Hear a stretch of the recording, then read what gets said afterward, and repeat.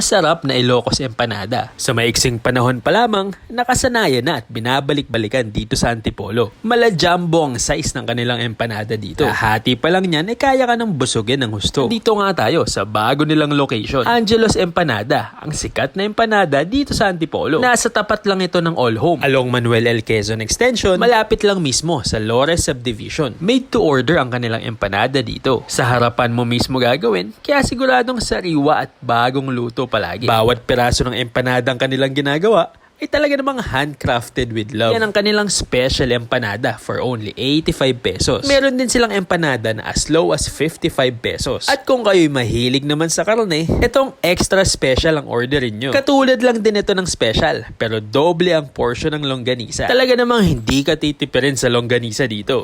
Extra special talaga. Tatakpan pa yan ng extra papaya sa ibabaw at saka titiklupin at i-deep fry. Meron din silang mga bagong addition sa kanilang menu. Meron na silang pansit at dinakdakan. At ito naman ang price list ng kanilang empanada. Umorder nga ako ng pansit batil nila, yung solo. Pagdating sa bahay, inilipat ko sa isang lalagyan. At saka ko inilagay itong extra sabaw para sa pansit. Meron na din kasama yung malasadong itlog sa ibabaw. Sulit na to para sa 120 pesos. Malaki ang portion at good for sharing na. First bite?